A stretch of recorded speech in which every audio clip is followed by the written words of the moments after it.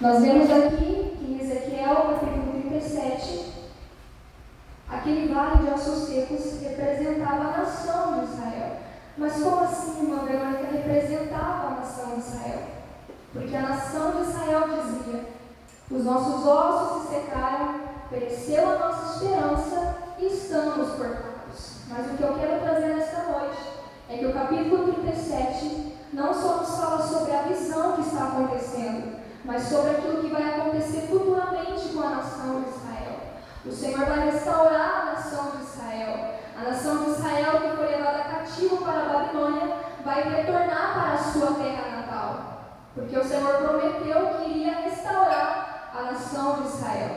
E nós vemos aqui que no capítulo 37, no versículo 2, nos diz: e me fez andar ao redor deles, e eis que eram muito numerosos sobre a face do vale. Mas como assim, irmã Verônica? O Senhor leva o profeta no meio do vale. O Senhor coloca o profeta no meio do vale. E nesse meio do vale o Senhor diz: ó, Ezequiel, eu vou te fazer andar no meio deste vale. E me fez andar ao redor do vale. E a palavra é clara em nos dizer que aquele vale estava sequíssimo. O estado daquele vale era um estado de sequidão. E a palavra nos diz que eram muito numerosos sobre a superfície do vale. Mas, irmã Verônica, o que quer dizer essa palavra?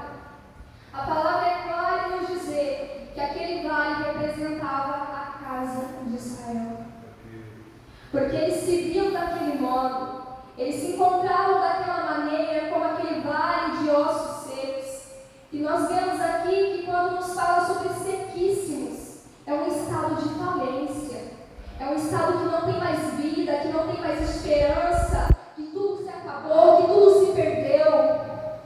E talvez você, em alguma área da sua vida, você se encontre como esse vale de ossos secos.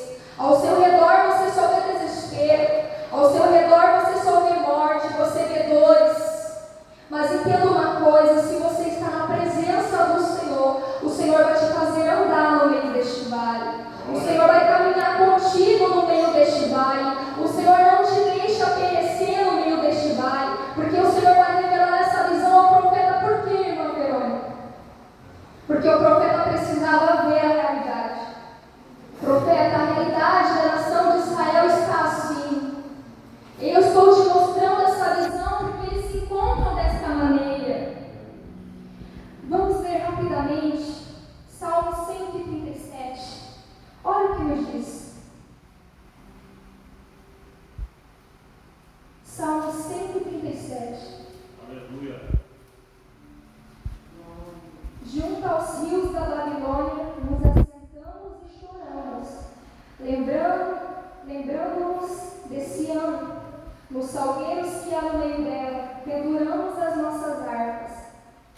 Porquanto aquele que nos levaram cativos nos pediu uma canção, e os que nos destruíram, que os alegrássemos, dizendo: cantai-nos um dos cânticos de Sião, mas como entoaremos o cântico do Senhor em terra estranha? Então nós vemos aqui que a nação de Israel tinha saudade. Eles foram levados cativos, eles estavam tristes, eles estavam sem esperança. E quando não se há mais esperança, o que você faz? Quando os recursos acabam, quando a dificuldade bate na sua porta, quando você enfrenta o deserto, quando você tem se preparado, você tem abaixado a sua cabeça, ou você tem levantado a sua cabeça e falado: o Senhor está comigo, então eu vou passar dando glória. Como você está diante do vale? O profeta foi levado pela mão do Senhor em espírito e ele não se prostrou. Ele falou assim: Senhor, eu não quero ver essa visão. Ele diz: Senhor, eu estou aqui. E o que nos diz no versículo 3? E me disse: Filho do homem, poderão viver estes ossos? Então o Senhor vai dizer ao profeta: poderão reviver estes ossos? E o profeta vai responder ao Senhor: Senhor, tu sabes. Tu sabes, porque o Senhor tem poder de dar vida, o Senhor tem poder de tirar a vida, o Senhor tem poder de curar Porque o nosso Deus não deixa de ser Deus por aquilo que nós estamos sentindo. A tua emoção não muda aquilo que Deus está prestes a fazer. O teu sentimento não atrapalha o plano de Deus sobre a sua vida. Ah, mas se eu chorar um pouquinho, talvez Deus vai me abençoar. Para com isso, irmãos. Deus ama quando alguém se posiciona. Deus ama quando alguém levanta a cabeça e diz: eu não vou dizer não para essa luta. Essa luta veio para tentar me matar, mas eu digo não para essa luta. Essa luta vai embora, esse desespero vai embora. Mas, irmã Verônica, o Vale nos fala sobre o estado da nação de Israel. Mas também nos fala que no meio deste vale vai acontecer algo surpreendente. Vai acontecer algo sobrenatural. E sabe o que o Senhor vai dizer ao profeta? Profetiza sobre esses ossos. E diz-lhes: ossos secos, ouçam a palavra do Senhor. Assim diz o Senhor Jeová a estes ossos. Versículo 5. Eis que farei entrar em vós o Espírito e vivereis. Porém nervos sobre vós e farei descer carne sobre vós. E sobre vós estenderei pele, e porei em vós o Espírito e vivereis. E sabereis que eu sou o Senhor. O profeta Ezequiel não é levado a contemplar coisas bonitas no vale. Pelo contrário, é revelado ao profeta um cemitério a céu aberto. Não é algo lindo de se ver. E quando nós vemos aqui o profeta Ezequiel sendo levado pelo Senhor ao vale, nós percebemos que o Senhor está ali com o profeta. E quando o Senhor diz: Ezequiel, não vai ser aquilo que o seu coração quer falar. Não vai ser aquilo que você deseja falar, Ezequiel. Ezequiel, eu estou te levando para você falar o que eu quero que você fale. Porque profeta de Deus não fala o que sente. Profeta de Deus não fala o que pensa. Porque profeta de Deus fala aquilo que Deus diz. Aí você repete aquilo que Deus te falou. Profeta de Deus fala aquilo que Deus falou. E nós vemos aqui que Ezequiel não começa a profetizar: sobre o meu nome eu profetizo que vai acontecer isso, isso, isso. Não. Olha o que nos diz no versículo 7. Então profetizei como se me deu ordem. A ordem foi de quem? Veio de quem a ordem? Deus. De Deus. Então ele profetizou conforme a ordem dada.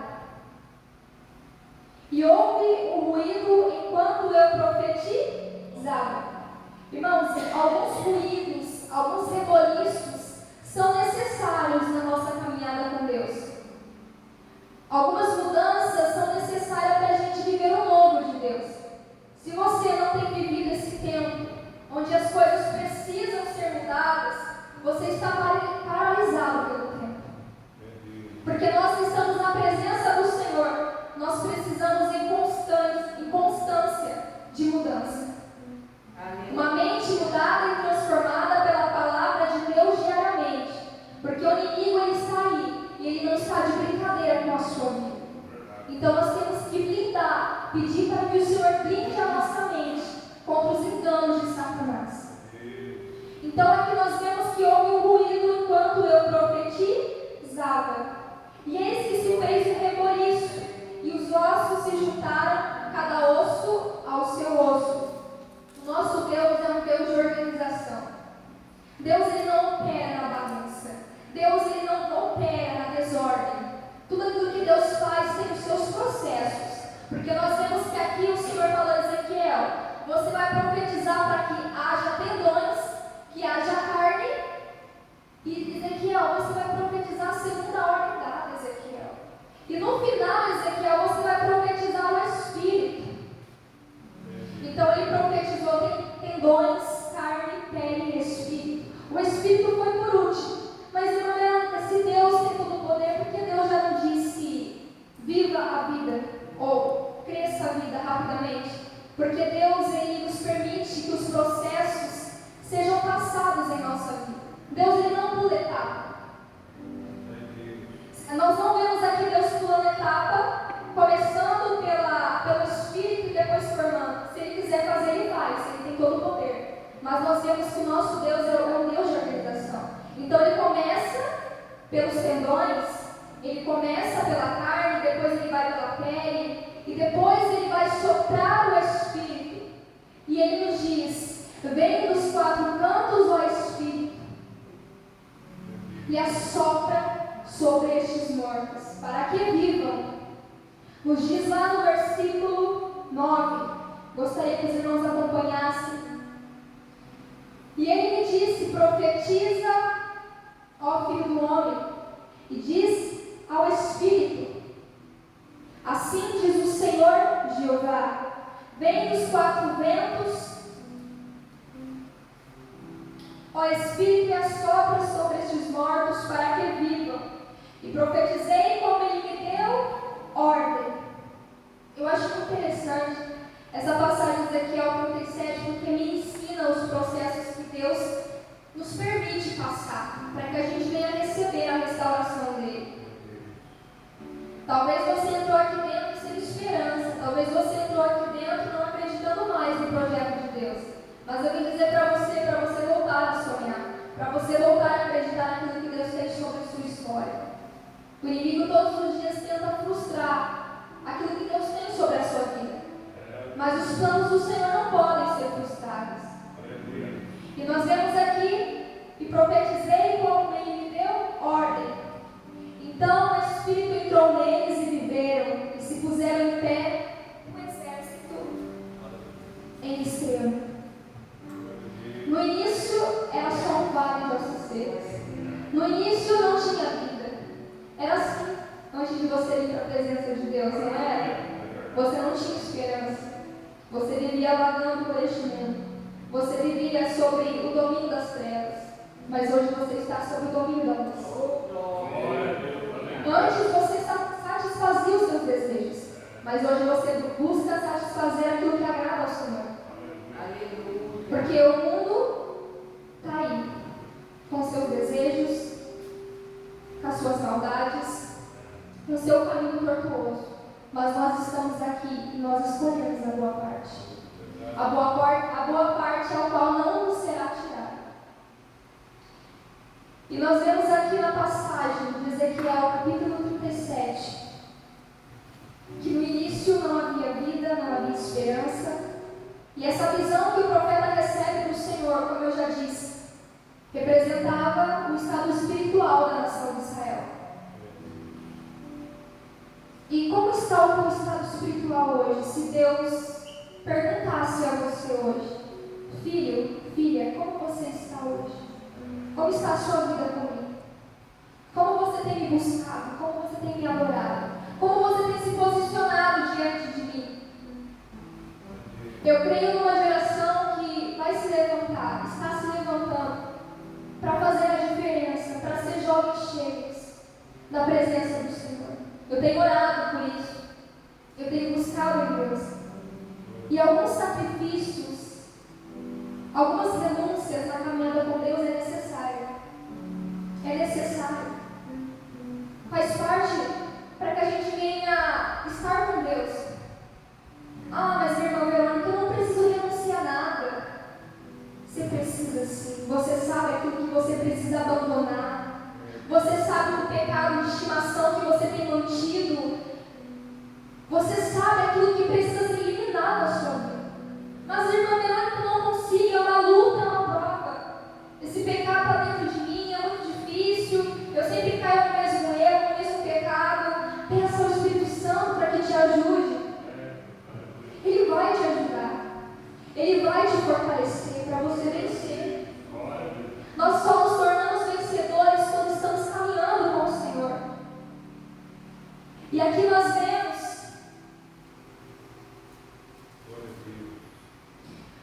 no versículo 11: então me disse: filho do homem, estes ossos são toda a casa de Israel. Eis que dizem: os nossos ossos se secaram e pereceu a nossa esperança. Nós estamos cortados, nós estamos exterminados. E o interessante é que a nação de Israel foi levada Babilônia e eles se encontram lá, sem vida. Mas olha o que o Senhor promete à nação de Israel, preste atenção. Versículo 12.